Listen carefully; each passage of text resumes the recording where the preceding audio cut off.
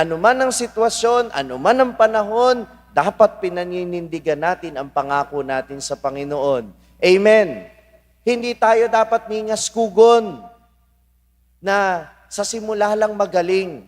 Ngayong magwawakas na ang kalendaryo ng simbahan, ang paalala sa atin, hanggang wakas ang Panginoon ay magiging tapat. Tayo din dapat ganun. Hanggang wakas ang salita natin ay dapat mapanghahawakan at hindi mapasisinungalingan. Sapagkat sa muling pagbabalik ng Panginoon, sa wakas ng panahon, lahat tayo magsusulit. At ang isa sa mga ipagsusulit natin, ang mga pangako bang ating binitawan ay ating napanindigan.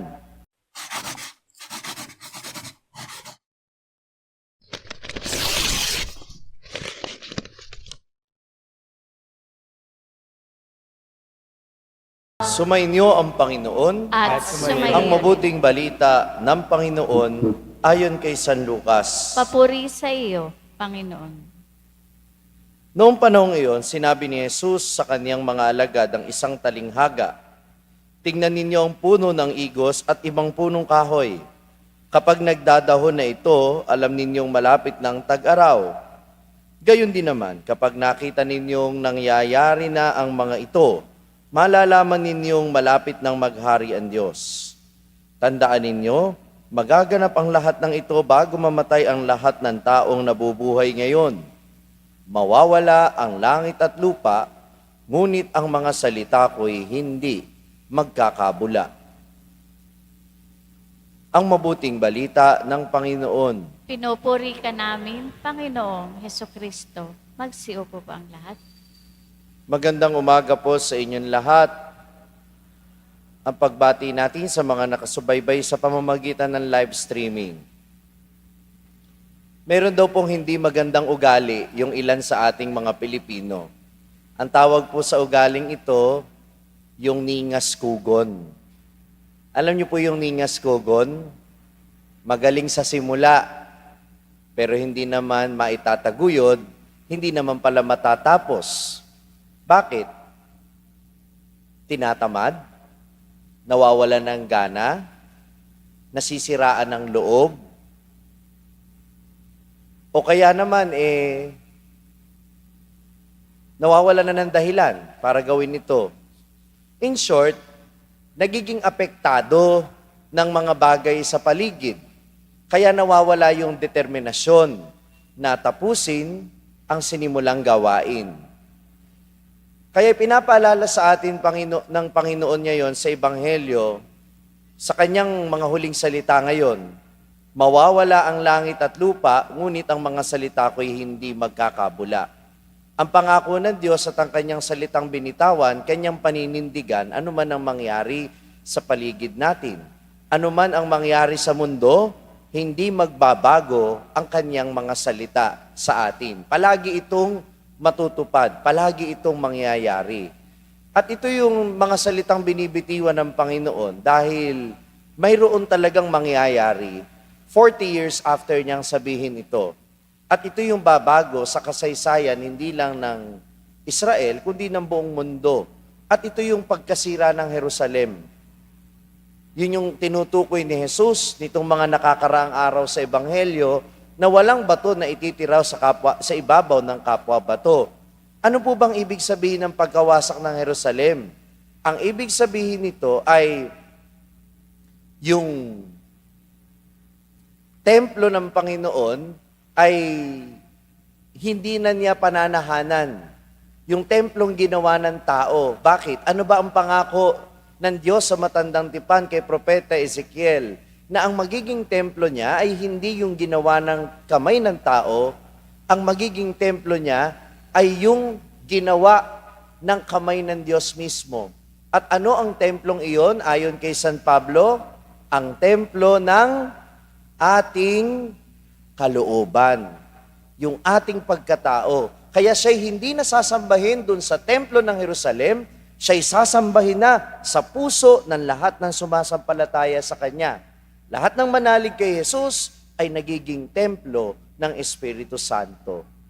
Kaya, bagamat ang nakita ng mundo ay pagkasira ng Jerusalem at ng templo, Ang nakikita ng mata ng ating pananampalataya sa nangyaring iyon ay hindi pagkawasak lang, kundi bagong simula ng pananahan ng Diyos, hindi na sa templong gawa ng kamay ng tao, kundi sa templo na gawa ng kamay ng Diyos. At yun ay walang iba kundi ang ating pagkatao. Minamahal kong mga kapatid, tayo'y pinananahanan ng Espiritu ng Diyos. Kaya kung ang Diyos ay tapat at mapanghahawakan ng salita, kung ang Diyos ay hindi ningaskugon, kung ang Diyos hindi nagpapaapekto sa mga nangyayari sa paligid niya, kung ang Diyos ay hindi nagpapaapekto sa mga bagay na maaaring ikagalit niya o ikainis niya, sana tayo ganun din. Panindigan natin ang ating pangako, sana mapanghawakan ang ating salita, kahit na ano man ang mangyari sa atin. Yun yan nakakalungkot Nung binyagan tayo, totoo naman, ang umako ng ating pananagutan sa pananampalataya ay yung ating mga magulang, ninong at ninang. Pero sino ang unang hindi tumutupad sa pangako? Yung mga magulang, ninong at ninang mismo. Kukuha kayo ng ninong at ninang ang mga gulang, mga hindi naman nagsisipagsimba. Kukuha kayo ng mga ninong at ninang para sa bibinyagan, mga hindi naman mabuting Kristiyano na matutularan ng pag-uugali. At alam ninyo, ito palagi namin sinasabi ni Father Memeng, huwag kayong kukuha ng ninong at ninang na ibang sekta o ibang relihiyon. Tanong niyo sa akin, bakit? Abay, mangangako sila na yung mga batang binibinyagan, tutulungan nila yung mga magulang na ito'y palalakihin bilang Kristiyano. It is a solemn promise that they will make to God. Ito'y pangako na bibitiwan nila sa Diyos. At kapag kumuha kayo ng mga ninong at ninang na hindi naman Katoliko, harapan ninyong niloloko ang Diyos. At pinagsisinungaling nyo yung mga taong kinuha ninyo para maging ninong at ninang. Mabigat o magaan? Mabigat o magaan? Kaya lubay-lubayan po natin yung kukuha ka lang ng kahit na sino. Kung gusto mo na maging kumare, maging kumpare, imbitahin mo na lang sa reception, pero hindi ninong at ninang sa binyag. Dahil dapat mapanghawakan yung salitang binibitawan. Hindi po yung basta may masabi lang. Hindi yung basta masabing ninong at ninang lang. Pangalawa, nung tayo'y lumalaki na, nung tayo'y nagkakaedad, nagkakaisip na, kaya nga tayo kinukumpilan, ibinibigay sa atin ang biyaya ng Espiritu Santo, yung biyaya ng katatagan ng kalooban at yung biyaya ng karunungan para ang ating pananampalataya ay maipatanggol at mapanindigan. Kaya dapat sa mga panahong ito, una, sana lahat kayo kumpila na ha. Lalo na yung mga may edad na kayo ba'y nakumpila na? Kayo po ba'y nakumpila na? Gusto nyo, sample ako, sampalin ko kayo kung hindi pa. Biro lamang po. Tinatapik yung pisngi bilang paalala na dapat hindi ka tutulog-tulog na Kristiyano. Dapat gising ang iyong pananampalataya at naninindigan kayo sa inyong pananampalataya. Amen? Ano man ang sitwasyon, ano man ang panahon, dapat pinaninindigan natin ang pangako natin sa Panginoon. Amen? Hindi tayo dapat ningaskugon na sa simula lang magaling. Ngayong magwawakas na ang kalendaryo ng simbahan, ang paalala sa atin, hanggang wakas ang Panginoon ay magiging tapat. Tayo din dapat ganun. Hanggang wakas, ang salita natin ay dapat mapanghahawakan at hindi mapasisinungalingan. Sapagkat sa muling pagbabalik ng Panginoon, sa wakas ng panahon, lahat tayo magsusulit. At ang isa sa mga ipagsusulit natin, ang mga pangako bang ating binitawan ay ating napanindigan. Ang atin bang pananampalataya ay ating pinanindigan. Tayo ba'y nanatiling tapat sa kabila ng lahat?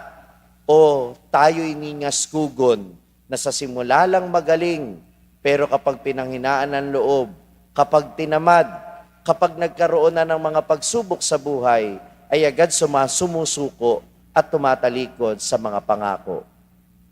Amen.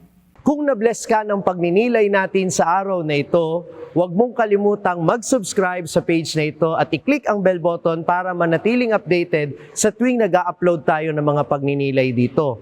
At syempre, hindi pwedeng ikaw lang ang nabe-bless. Kung gusto mo ring ma-bless ang iyong mga kaibigan at mahal sa buhay, i-share ang link ng video na ito sa kanila.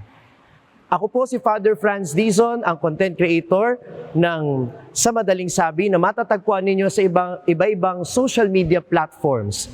Pari ng Diocese ng Malolos at ngayon ay matatagpuan na rin po ninyo ang aking mga pagninilay sa #1 Catholic app in the world, ang Hallow. 400,000 po na Pilipino na ang nakasubscribe sa Hallow. Ano pang hinihintay ninyo? I-download na po ninyo ng libre ang Hallow app sa inyo pong Google Play Store o kaya naman ay Apple App Store. Magkita-kita po tayo hanggang sa aking susunod na pagninilay dito sa ating page, ang Sa Madaling Sabi.